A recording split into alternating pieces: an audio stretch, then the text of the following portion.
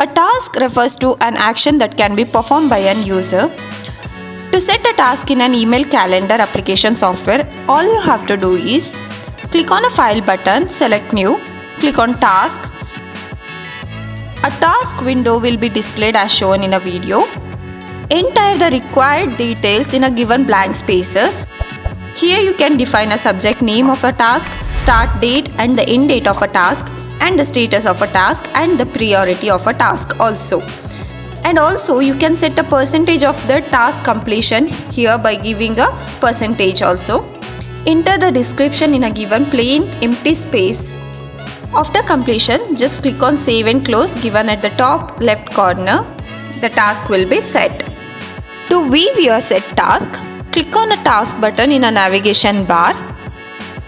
The set task will be displayed in a to-do list in front of your window, also in your right corner. You can also edit the task by double clicking on it.